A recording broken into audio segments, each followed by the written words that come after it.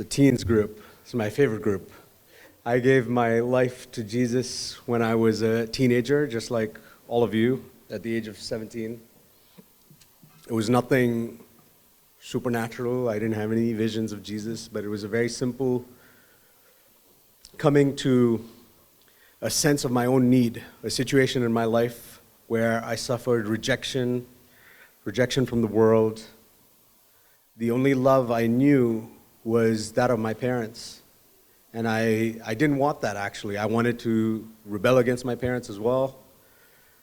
And only the Lord could intervene. And He brought me to a point of my own need where I wasn't doing it because somebody else wanted me to become a Christian, or because my parents were trying to force me, or because of some approval from the church, or because I was Zach Poonen's son. It was my own personal need that drove me to say, Lord, the situation and the way that in the way I'm going through life right now with the rejection I just suffered, only something supernatural can meet this void within me. And I pray that each of you, if you have not experienced that, will come to that point sooner or later.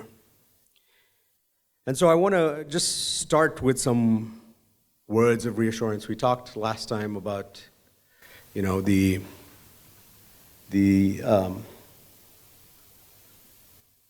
wick that's about to go out, that the Lord will sustain that and restart it. I want to start with some words of affirmation for each of you. So turn with me to Psalms 139. We'll just talk about God's intimate purpose for each of you. And I want you to know that each of you, each one here, the fact that you're in this room means that God has a purpose for you. The fact that you're here listening, even if you don't want to listen, the fact that you're here is by the providence of God. Psalms 139, verse 13. Think of this as put your name in there, wherever it says the word you. Where it says my, not you. For God, you formed Sunil's inward parts. You wove Sunil in his mother's womb. I, Sunil, will give thanks to you, for Sunil is fearfully and wonderfully made. Wonderful are your works, and my soul knows it very well. And I want you all to know that the Lord is the one who has formed you before the beginning of time. He had a specific purpose for you, for just you, that only you can fulfill for His kingdom. There are millions of people in the world, but He's got something specific for you. He's got something specific for you in this body, perhaps, or in a body. We don't know. We know the body is made up of so many parts, each serving a function. Some of them we don't even know till we're absent of that. Just give you a couple of quick examples. This fingernail, when you got that bad itch on your back, no strong soccer leg or smart brain can itch that. Only this fingernail can scratch that back when it's got an itch. That's as scratching an itch is like a word of encouragement. Someone might just, something as small as a fingernail has a function for encouraging another. I suffered an injury about last year this time, actually. I was playing tennis, and I tore this tendon right here on my leg, which is called the Achilles tendon. And it's used to, I didn't know about, I'd heard about the Achilles tendon, but I didn't know what it did. It basically connects your heel bone to your calf muscle. And without even realizing it, every time, we all average about maybe 6,000 steps a day or so. Some people more like 10,000, which means 6,000 to 10,000 times a day. Every time you use your foot, you're actually pushing off. If you notice, walking is a complex motion. You're not just lifting your feet. Each time you're pushing off. Without your Achilles tendon, you cannot push off. When I remember going into the hospital, to the emergency room, the doctor was telling me, push your foot like this. And I couldn't do it. For the first time in my life, I couldn't push my foot downward. My foot was okay. My muscle was okay. It was just this small joint connecting the two. It was not there. And that's the difference. If one of you is called to be that joint between two brothers in the church, that imagine what the church is missing if we are not that joint if that tendon is missing. You might still be a body, but you'd be a limping body. And so all of us have a critical function.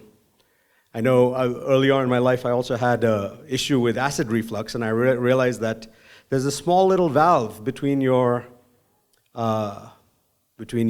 throat, your esophagus, and your stomach, which closes, which is supposed to close. But if it doesn't close, all the acid comes back up, and then you suffer. And that's why, if you eat spicy food at night, sometimes you find yourself waking up at night, and maybe not you guys as teens, but maybe as older people have had to deal with that. But it's just a small little valve that you take for granted. And that could be the valve that protects from an acidic reaction, from an evil word being spoken. So all of these are just small examples of how the Lord has chosen something specific for you.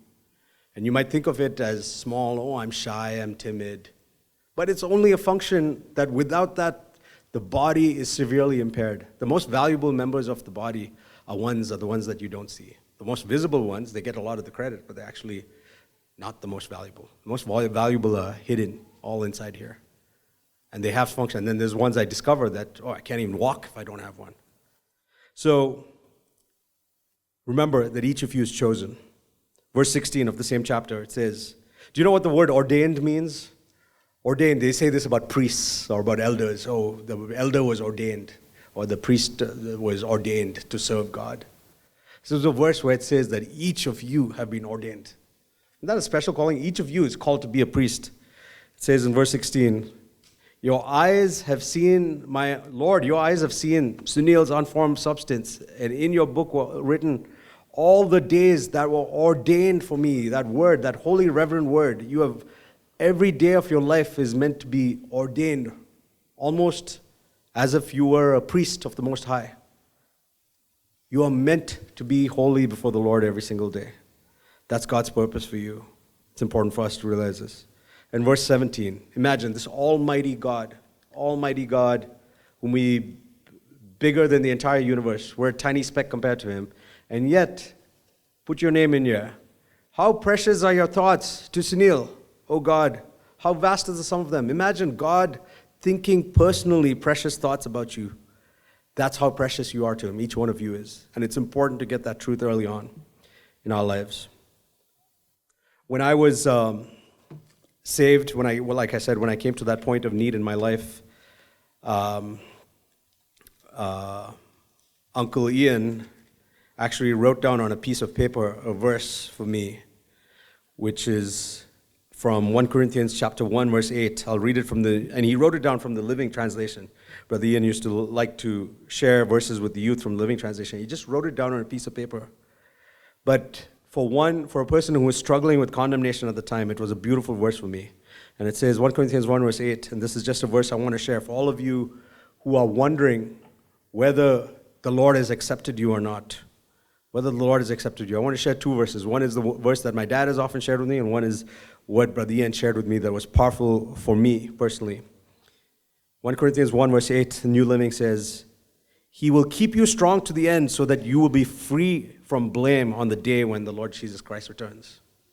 And that, I always had this fear like, am I going to sin and then the Lord's going to be displeased with me and then I'm not going to be saved anymore? Has he really accepted me? But this simple verse told me that the Lord has promised, now that I've come to him, he's promised to keep me from all blame on that day. So it's not that if I sin again, unless I intentionally rebel, which is jump out of his arms. What does jumping out of his arms mean? It doesn't mean that I fall into sin. It means that I know the gospel and I reject it, I rebel against it. I go away from it and say, no, that's not the truth. I don't believe it. That's what rejection is. It doesn't mean falling into sin. We will fall into sin. We will bounce back up like we heard in the earlier message. Our Christian journey is defined by our bouncing back up. It's not based on our continuous streak. And this one verse, just the assurance that the Lord, all of these sins I've committed, now and in the future, he will count me free from all blame. It gave me that assurance that the Lord is not the one who's going to ever cancel me out. I can cancel myself out, but he will never cancel me out as long as I keep coming back to him I keep having that attitude. And it was such a reassuring verse. I kept that piece of paper in my wallet for almost, I think, 20 years. It was in my wallet. And then finally, the paper just disintegrated. And I think at that point, the Lord said, okay, you don't need to hear this message anymore. You're sure of it now. But I needed it for 20 years. And ever so often, I'd be opening up my wallet to pay somebody, and I'd see this paper, and I'd be reminded. I would say a prayer for Brother Ian, and I would thank him for this verse. And so I just want to share, these are what encouraged me. I'm going to share anything you should hear from me is very real. I'm not sharing things that are intelligent thoughts God gave me. I'm sharing things that somebody has spoken to me that have encouraged me, or the Lord has spoken to me that is real in my life, or the Lord is speaking through me to my own teenagers. I have 2 teenagers, one who's almost a teenager, so almost 3 teenagers. And I'm sharing the same things that I share with them to you. Those are the messages that I'm sharing. It's not anything revolutionary or new. And so I just want to share that with you. The other verse my dad would share was John 6:37. And so if these are encouraging to you, write them down on a paper, keep them in your purse, wallet. John 6:37 was the verse that assured Brother Zach, Uncle Zach, of his salvation. He says, those the Father has given to me, I will never cast them out. Those whom the Father has given to me, I'll never cast them out. And it just assured him that if I come to the Father, those who come to me, I will never cast them out. If I come to the Father, willingness and saying, like we heard today, I'm weary, heavy laden. You asked me to come. You invited me. You said, come if you're weary and heavy laden. I'm coming. He's not going to cast you out. He will not cast you out. You don't need to meet a criteria of this level of holiness to enter God's presence. He'll take care of that. Remember what we read in Micah 7? He'll plead your case. He'll forgive you. Come as you are. Come as you are with an attitude to become clean and not live in sin anymore. And He will not cast you out. So I just want to share with each of you, it's a pivotal age that you guys are in where you will have these doubts.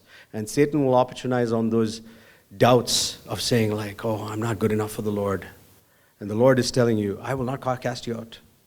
And don't ever mix up the voice. The voice that tells you you're not good enough to come to the Lord. That's the devil's voice. It will never be the Lord's voice. If you are ever good enough to come to the Lord, then you're actually not good enough to come to the Lord. Because the Lord, you can't be good enough to come to the Lord. By definition, if you've sinned once, you cannot come to the Lord. And so that leads me to the next point where I think as you give your lives to Jesus, the Lord will lead you to obedience, to want to take baptism. It's something I did soon after I gave my life to Jesus.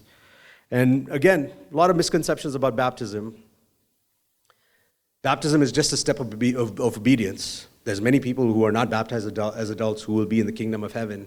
But for those of us who have been taught, it's a symbolic saying that I am giving up my old way of life that wants to sin, that enjoys sinning. It's not that I wouldn't. It's not that I'm saying I'm not going to sin anymore. I'm giving up my way of life that enjoyed it, that took pleasure in sinning, and saying, I don't want that anymore. It doesn't matter that I might fall again, but I will bounce back up. I'm no longer a pig that enjoys wallowing in this mud. I will now be like a cat who might fall into the muddy water, but is disgusted when he realizes he's fallen in and wants to bounce back up and clean themselves. So it doesn't mean that you will not fall again. A cat falls into dirty water, but you're not going to hang out there. You're not going to enjoy that. And that's all the testimony of baptism is. And so I want to just say that it's the same testimony that you give when you give your life to Jesus. It's the desire to follow Jesus. And think of it this way. A lot of you are applying to colleges, to universities now. There's one university which has zero quality. You don't have to get any minimum entrance test score or anything like that. And that's the School of Jesus Christ. The School of Jesus Christ, everybody's failed. If you got 99%, it's the same as 0%. Anything short of 100% is 0. And nobody's got 100%. So Jesus is saying, all of you are 0%, but all of you get admission. Come to me, I will take your score, I will cheat your score, I will do something that's not righteous, completely unrighteous, and I will make your 0% 100%. I'll make your 5%, take it out and make it 100%. And that's all the invitation is to give your life to Jesus or to get baptized, is to all you're saying is, I'm enrolling in the school of Jesus Christ. You don't have to know how to spiritually read or to spiritually write or to spiritually solve calculus problems. No, none of these things are requirements. It's not, you don't need to do differential equations or the Christian version of that. You need to have victory over sin or to be able to explain scriptures. You just have to have a desire. I have a desire to follow Jesus, and my desire to follow Jesus means I have a desire not to sin anymore. The opposite of following Jesus is sinning, is enjoying a life of sin. And I'm saying no to a desire for the life of sin. It doesn't mean that I may not sin anymore, but I have a desire to follow Jesus.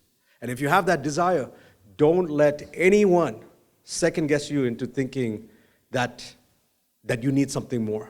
That's all you need to give your life to Jesus, to get baptized. Of course, in most of our CFC churches, we want people to be at a level of maturity where they've had some exposure to the world, where they've really understood what saying no to the world is, or what saying no to sin is. Generally, that's around 16 or 17. But if you're in that age group of 16, 17 and above, and you feel that confirmation, even as I'm speaking today, talk to the elders, talk to your youth leaders sometime in the next few weeks or in the months. You don't need any other qualification. That's all you need. The Lord has put that desire in your heart. Don't listen to any other voice that would tell you otherwise. Don't listen to the voice of the devil or your peers or the comparison of this other person next to you who seems to be more spiritual than you and seems to be more ready than you. No. All of us are equally unready. So I just wanted to start with that, and so please consider that seriously. Give your life to Jesus if you have not given it. I want to share 5 examples of teenagers in the Bible whose examples you can follow. There's not many examples of teens in the Bible. There's no evidence that all of these are teens, but they were young lads, young people. And the first one is Jesus. I want to talk about Jesus as a teen. There's not much written about Jesus as a teen. In fact, there's only 2 verses in the entire Bible which talk about Jesus as a teen. There's his birth, that whole story about his birth, which people celebrate at Christmas, and then there's the story of his ministry, which we celebrate and preach, and his words. Only 2 verses. Luke chapter 2. Turn with me to Luke chapter 2. After Jesus came back from the temple at the age of 12, which means after he's 12, he becomes 13, which means he's a teenager. And from 13 to 30, not just teen, but 13 to 30, which is interestingly, I think, the age group that is attending this youth conference, maybe 14 to 30. These are the only 2 verses written about Jesus. It says in verse 51, I'll just spend a little time on these verses. He went down with his parents and came to Nazareth, and he continued in subjection to them, and his mother treasured all of these things in his heart. So what is the first thing that Jesus did as a teen? He continued in subjection to his parents. And that's the first example we can follow. Is all of you who have godly parents, or even if you don't have godly parents for that matter, you're in a stage of your life, if you're under the age of 18, where unless it violates Scripture, which quite likely it doesn't, you need to be obedient to your parents. You need to be obedient to sometimes imperfect parents. Do you think every teenager thinks they know better than their parents about what's right for their life? Sound familiar? I felt that way when I was a teenager. I think my dad felt that way when he was a teenager too. Every teenager, probably in humankind, has had the temptation to feel like, my parents can't relate to me. They're a different generation. I know what's better for my life. Now, who better than Jesus? Jesus was the Son of God. He had not sinned. Do you think his parents ever made a mistake with him and said like, hey, you need to go apologize to your brother James because he's complaining about you? Did Jesus try and say like, oh, I'm the Son of God. What do you mean? I can't do any sin? Or I can picture Jesus saying, hey, my parents have told me to set something right. I'll do it. I'll obey it. Oh, you need to do this. Oh, but I didn't clean up. I didn't make that mess. I'm not the one who did that. Don't you understand? I'm the Son of God. Do you think his parents made mistakes with him as parents? Of course. They were imperfect parents. He was perfect. So if Jesus, as a perfect teenager, the most perfect teenager, a sinless teenager, can submit to imperfect parents, what excuse do you have? And I'll tell you, I'll tell you this from experience. As a teenager, I disagreed with my parents a lot. I sometimes, to a point of being a little rebellious, and I regret every one of those times. At the age of 45 now, I would say more than 95, maybe 99% of the things that I disagreed with my dad on his approach to me as a teenager, I now agree with him. So it turns out he was right after all. It turns out my parents were right after all. I'm just telling you this as a teenager. And one day, you guys will be 30 years later, and you'll be coming up, one of you will be coming up on stage, and many of you will be coming up and sharing the same thing to the next group of teenagers. And I will tell you, I'm not saying 100%. I'm not saying 100%. I'm saying maybe 95 to 99%. I thought I was right 95% of the time, and the other 5%, but I realized it was actually quite the opposite. 95% of the time now I realize, oh yeah, my dad didn't want me to do that. And I see how that was unwise. My dad asked me to not hang out with that friend or to get rid of that thing. Oh, so it's not really sinful. I was not really doing it. But I say, oh yeah, it was unwise. Why would I want to do that? Yeah. I see the intention behind what he was asking me to do, what my parents were asking me to do. And then the 5%, let's talk about the other 5%. I know you're itching to hear. What is this 5% of the time that I was right and my parents were wrong? Or maybe it was more like 1%. Even that 1%, and I think there may have been some times where they were wrong and I was right. But yet, the example of Jesus says, and I'll tell you this, teenagers, listen to me carefully, there is a greater reward in submitting to your parents when they're wrong. In that 1% chance that they're wrong, keep in mind, you'll realize one day that 99% of the things that you think are wrong are actually right. But in that 1% of the time, that even if they're wrong, there is a greater reward in submitting to them than being right. What do you win if you're right? Like, why won't you let me do this? This other uncle lets his child do that. Why won't you let me do that? Or this elder in the church, he lets his child do that. Why won't you let me do that? That's perfectly permissible. Why don't you let me go with my friends and watch that show? Or that movie? Or why wouldn't you let me do this? We're not doing anything sinful. And the Lord is saying, you have two choices here. You have a choice to win two things. One of two things. What do you win if you prove yourself right? And maybe you'll convince your parents if you prove yourself right. What do you win? There's only one thing you win. You win an argument. Zero credit for winning an argument. You have nothing to show for it. No money to show for it. No prize to show it. Just say, I won the argument. That's it. I proved myself right. If you submit to that imperfect authority, you win a reward in heaven. You win like a gold coin in heaven. You're storing treasure in heaven. So don't ever forget this. And Jesus is a perfect example. Because we know he was perfect and we know his parents were imperfect. It says in Hebrews 5, verse 7, 8, you don't need to turn there. It says, Jesus, I read this earlier in the earlier meeting. He said, verse 8 says, although he was a son to his parents, although he was a daughter, he learned obedience. Hebrews 5:8. He learned obedience from the things which he suffered. What does it mean to suffer? It means suffering the anguish of not being able to go and hang out with your friends and do that or not being able to do this thing or watch this thing or listen to this music because your parents told you not to, or not being able to to participate in that. There's a suffering. There's a real suffering over there of denying yourself that pleasure. But that's how he learned obedience. And that's how he pleased his Father. And that's how he stored up eternal treasure and reward in heaven. So that's the most important thing you can learn from the example of Jesus as a teen. And if you have a desire to follow Jesus, you say you have a desire to follow Jesus, you want to get baptized, you have a desire to follow Jesus, you can say, hey, I have a desire to follow Jesus. I'm very stirred up by what I hear in the messages. I like hanging out with the young people in the church. I like hanging out with, all these brothers who are the youth leaders and the elders and fellowshipping with them. Well, do you like hanging out with your parents, your siblings at home? Do you like obeying them? Your desire to follow Jesus must start in your home, and it must start in this way of obedience, even if it means better be submissive, better be obedient than right. Better to be obedient than right.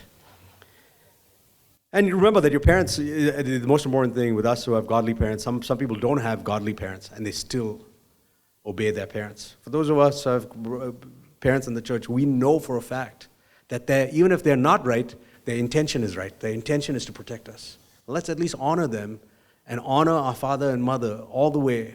This goes on, by the way, don't lose sight of this. We've seen people who have dishonored their parents and it's not gone well with them, even when they mock them in their 30s and their 40s. Honor, whether your parents are not as spiritually minded or they're not even saved, honor them till your dying day. If obeying them means going against something that's a command in the Word of God, okay, then you don't have to obey them. But for those of us Christian parents, we know the intention of their heart. And if that intention of the heart is enough for us to honor them and to listen to them and to obey them. Verse 52, the other verse, which talks about Jesus. He says, Jesus, as a teenager, Luke 2:52, kept increasing in wisdom and stature and with favor with God and men. What does it mean to increase in wisdom? I always misread this verse early on. Increase in wisdom means I thought he studied very hard and he did well in school, so he must have really increased in all this knowledge about science and math. Wow, okay, that's a good inspiration to me. Maybe, but as I've grown, I've realized that it means something far different, because the Bible defines wisdom differently from the way the world defines wisdom. And one of my favorite definitions of wisdom, it's very... If I were to ask you a definition of wisdom, I don't think any of you would come up with this definition of wisdom, which is from James chapter 3, verse 17. The difference between earthly wisdom and heavenly wisdom. Turn there for a second. James 3, after Hebrews, James. James chapter 3. It says in verse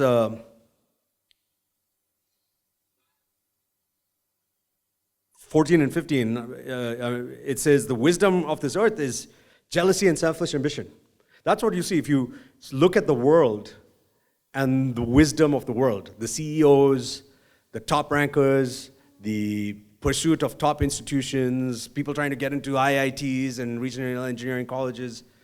All of it is driven by selfish ambition and comparison with your peers. Is this not true?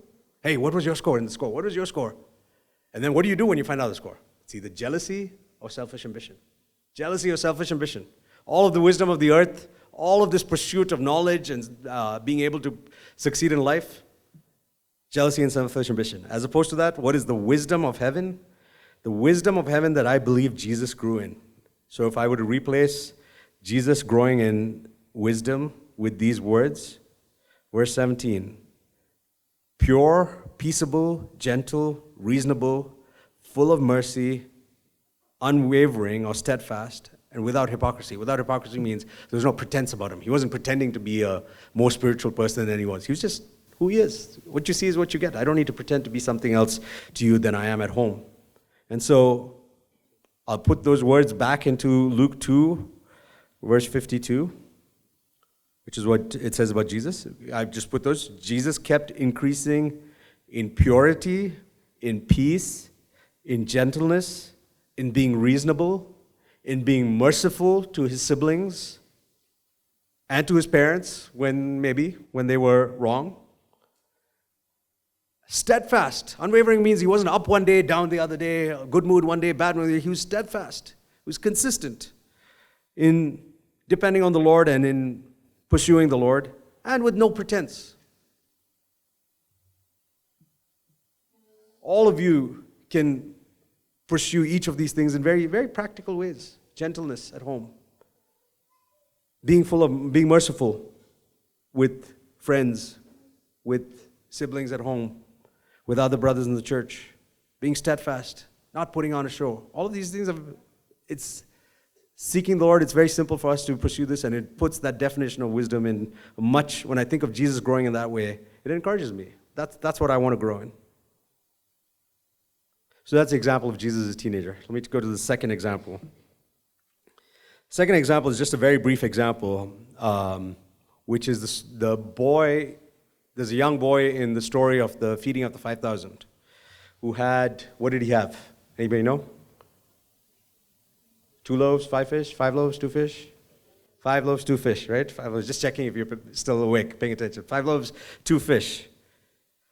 And what did he do? 5 loaves and 2 fish. He gave it to God. And I was just thinking about this as I thought about that day. And the Lord feeding a multitude with 5 loaves and 2 fish. We can read some of these miracles and gloss over the reality of it. If you think of this actually happening today, like let's say we all went on a picnic. I'm sure there were other people with food. I don't think he was the only one with food. There were some people who probably had maybe a little bit more food than him. And he was like, hey, why doesn't that guy give up his food? He has more. I have less. I'm sure there were some other boys there. But he was willing to say, the little I have, it doesn't matter if I'm a fingernail or an Achilles tendon, the little I have, I'm going to give to the Lord. The little I have. He's the only one who raised his hand. When he says, does anybody have any food that they would like to share? The others are like, I don't know, I kind of want this for myself. He was bold enough, unashamed, to say, Lord, you've given me a little. I don't know what you're going to do with it. It's a little. It's a tiny amount. But imagine if the Lord can use a little boy to feed 5,000 people, what can he do with your little skill set that you think God can't use me? God can use you in amazing ways. Your college is about 5,000 people. Probably, right? Something around those numbers. Your 5 loaves and 2 fish can slowly have an entire impact on an entire school or an entire college. Give it to the Lord. Be bold enough to give it to Him. Like we heard, be bold enough to be that light in those small practical ways that we looked at last time. And don't think it's somebody else's responsibility just because you see them as having more. Give your little. If you're waiting for someone else to give, it's again that spirit of comparison, selfish ambition, jealousy. Don't look around. Just give what you have to the Lord. Give it unashamedly without any comparison. Okay, let me go to third example of a teenager. This is another very brief example. This is a girl named Rhoda. Anybody know who the girl named Rhoda is? Anybody heard of her? No? Mentioned in only 3 verses in the Bible, I think. It's around the time, it's from Acts chapter 12. We can turn there, Acts chapter 12. So when Peter was released miraculously from prison by the angel of the Lord, Peter was released from prison miraculously by the angel of the Lord, Acts 12, verse 13. When he knocked at the door of the gate, a servant girl named Rhoda came to answer. Servant girl, probably a teenager. Servant, not somebody from a high status or from a rich family, just an ordinary servant girl. But she was familiar enough with the things of the Lord, which means, how do you recognize Peter's voice? Which means you weren't goofing off when Peter was preaching. You were listening to him. You knew his voice. You hear Peter's voice. You can't see the man, but you hear his voice, and you recognize it. That's the man of God there. She was attentive to the voice of the man of God. She was attentive to the voice of the man of God. And she was so joyful. She was so joyful to hear the voice of the man of God. A teenager with very little written in the Bible had joy when she heard the voice of the man of God. Do you have that joy when you hear a message today? And she ran in and announced that Peter was standing in front of the gate. And what did they say to her? Here's the entire church, the rest of the church family that's meeting there. Think of all the adults, the richer adults. She's a servant girl. She's coming in, and the richer girls, they just laugh at her and they say, you're out of your mind. But she keeps insisting and they kept saying, no, it's an angel. Verse 15. And then 16 says he kept knocking, and when they opened, they were amazed. And this is what will happen, is when you stand up for the voice of God, there will be people, maybe even people in the church will say, or people in your world will say, you're out of your mind. It is an unpopular opinion to take. Imagine this girl. She's a servant girl. She has no business contradicting her master or coming and disagreeing with her master. But she's willing to be called unpopular and be called out of her mind. That just gave me a sense of refreshing. That the Lord, that if she was able to do it for Peter, I should be willing to embrace an unpopular status with my friends and say, hey, this guy is kind of crazy. He doesn't want to come and party with us. He's kind of cool when we have lunch together. He's a good time, but kind of crazy person, out of his mind, out of her mind. She doesn't want to do this. That's okay. The teenage girl of God, the servant girl of God, was called out of her mind by other Christians. Another good example. Fourth one I want to talk about is David. And we'll spend a little time with David because there's some amazing things to learn from David. And I'm just going to spend time on this one story, which is the story of David and Goliath in 1 Samuel chapter 17. 1 Samuel 17, verse 20. This is when David's coming to, we learn a lot of things about David that we haven't learned before through the story. It says, David arose early in the morning, verse 20, and left the flock with the keeper and took the supplies and went as Jesse had commanded him. There again we see this immediate obedience to his father. His father had commanded him. He had another job to do, which was to take care of the flock. That's what he should have been doing, but he obeyed his father immediately. He came to the circle of the camp while the army was going out. He had no intention to fight Goliath. He was asked to do a simple task. Go bring some water. Your brothers are thirsty. They need some snacks and some refreshments. They need food. Are you willing to do that? Are you willing to do a small job for the church? If one of the brothers asks you, go help, we need a refill of the water. You're like, no, it's too big a job. I'm hanging out. I'm fellowshipping with my other young sisters group over here, my young brothers group. Are you willing to be interrupted and say, I'm going to give up my current job and say, I'm going to obey for a small task? And if you obey, if you're faithful, the Bible says, if you're faithful with little, the Lord will give you an opportunity to be faithful with much. Nobody starts by doing big jobs for God. They start with doing these small things, like taking supplies for your older siblings, taking supplies for your younger siblings, helping your mom and dad at home. That's serving the Lord. You don't need to be doing something great, preaching on a pulpit in front of your entire church. Start by obeying your parents at home. Start by some of the small things we talked about. Start by not grumbling and arguing and disputing. Start by not pointing the finger. These are small ways. When you have an opportunity to be faithful with little, jump on it. The Lord takes notice of that. And then what happens? We can fast forward to verse 28. And it says, when Eliab, his oldest brother, heard David talking to the men, David spoke to the men and said, what will be done for this man who kills, in verse 26, kills this Philistine and takes away the reproach from Israel?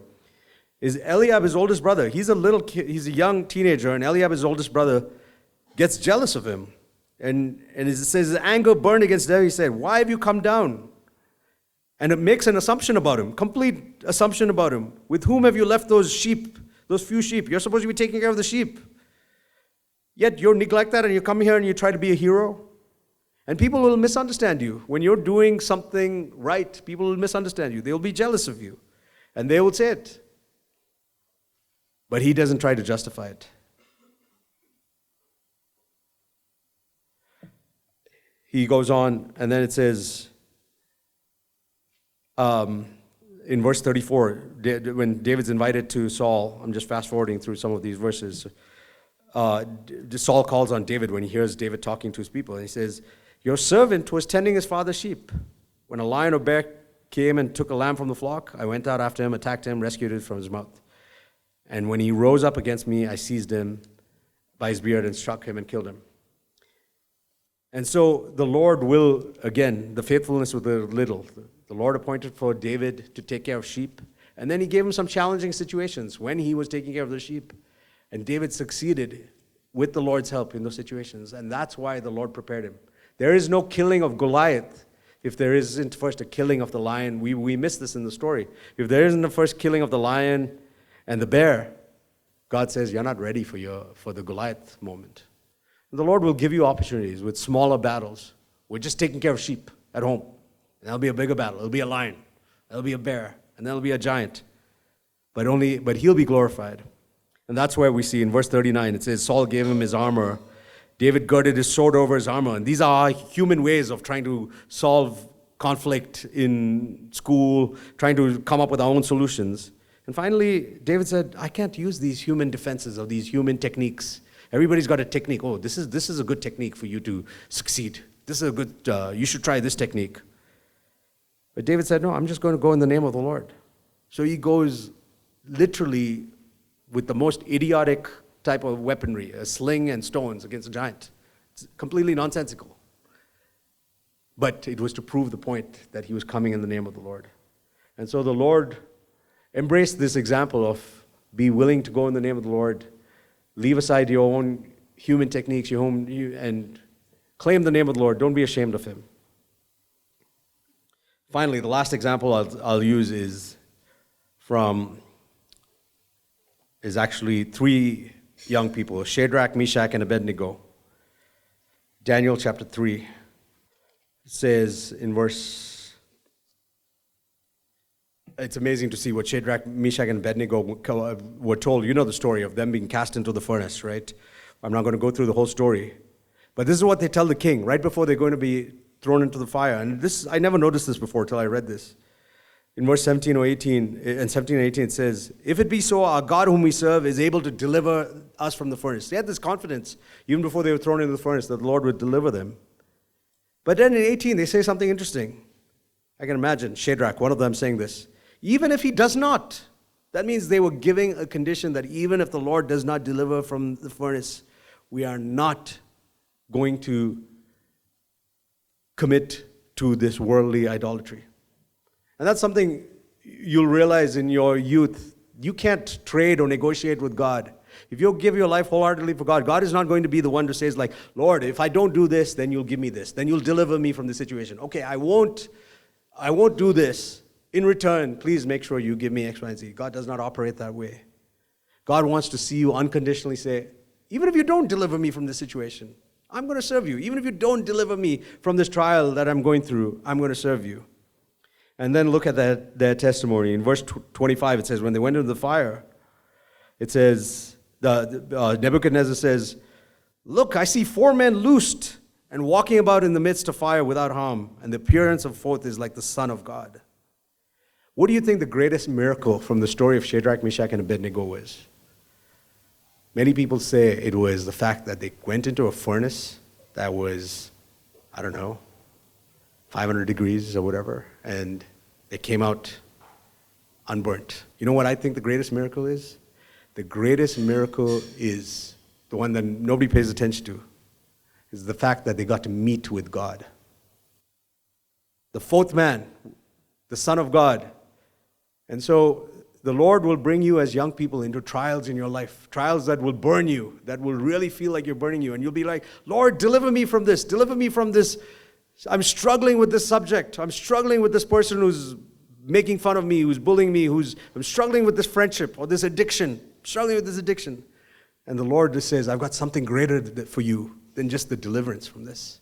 I want you to meet with me in this trial. I want you to meet with me. I want you to see the Son of God in the fire that you're going through. Have an experience of intimacy with me, fellowship with me. The deliverance is secondary. Like Shadrach and Meshach said is, even if you don't deliver me, or to rephrase their words, say, even if you don't deliver us from the fire, at least let us see the Son of God in the fire. That's good enough for us. And the Lord, more often than not, He's a God that takes care of us. He will deliver us from the fire too. But may we not get all of these deliverances from trials without experiencing the intimacy of God, without experiencing that fellowship with God, without experiencing His name being glorified through those trials. And when that happens, it's amazing. You see their chains were loosed. God will loose you in other ways. They went in chained in the fire. What did the fire do to them? The fire did do 2 things. It revealed the Son of God, and it didn't burn them up, but it burnt the thing that was chaining them. And the Lord there are things that are chaining you today, and the Lord will bring a trial in your life that will say, this is what's going to free you, but more importantly, that you're going to meet with me in this trial. The last thing I'll say is the story of Paul and Silas. What happens when you listen to God in these trials? In the story, I can't find the reference immediately. Let me. It's Acts chapter 16. There's something beautiful to learn from what God will use use you when He goes through these trials. I wasn't planning to share this, but it came to my mind. God has a purpose to witness to others through these trials that you go through. And that's evident in the story of Paul and Silas. It says in Acts 16, verse 25, Paul and Silas were praying and singing hymns. And what was happening? Imagine, they're chained. They're going through this trial. They're chained in prison, one of the most difficult trials that Paul went through. And what are they doing? They're praising and singing God. And then who's listening to them? The prisoners are listening to them. Think about this, you going through your difficult situation in life. Who's listening to you? Your unconverted, ungodly classmates. They're watching you. That's those prisoners who are watching you. And then there's an earthquake in verse 26. And 27, the jailer awoke and saw the prison doors were opened, and he drew the sword. We know the story about the jailer being saved. But you know there were probably many other people who were saved that day? Because the jailer was about to kill himself, supposing the prisoners had escaped. But Paul cried out with a loud voice, saying, "Do not harm yourselves, for we are all here." This is the first jailbreak in the history of mankind where the prisoners decided not to escape. The jail is broken wide open, but all the prisoners say, "We're going to stay." Why do you think these prisoners say? These are murderers, convicts, and they decide, we're going to stay. They had heard something in these guys singing. When they heard the men of God singing in their chains, they were like, these men have something that I want. I want to be where these men are. If it means being in jail, I want to be with them rather than going back to that life that I have out there. I want to be with these men. And I believe it wasn't just the jailer who was saved that day, it was many more prisoners. And that's the testimony. If the Lord brings you into those difficult situations in your life where you have to face these difficult trials in your college, in your school, people are watching. The best form of evangelism is your life. It's not your words. The best form of evangelism is often your response to those trials. The way they are watching, the way you respond to those trials. And that might be the difference between them coming to God or not. It's not giving them tract. There's no point giving them a tract about Jesus, preaching Jesus to them, but then when they see you going through a tough time and you're anxious just like them and you're in a bad mood and you're blaming and you're complaining, they're like, hey, why do I need Jesus? He's not different from me, the way he's acting. Whereas if they see Jesus in your response, maybe, just maybe, like these prisoners, they'll stick around and say, I want to be where this guy is. So consider these examples that I've shared progressively. The example of Jesus in his obedience. The example of the boy who was willing to unashamedly share the little he had. The example of Rhoda, who's willing to be unpopular and be called out of her mind, but was able to identify the voice of the man of God. The example of David, who is obedient, who was willing to be misunderstood, and most of all, was willing to be faithful with the little he was given, so that when the right opportunity came, the Lord was able to entrust with him more.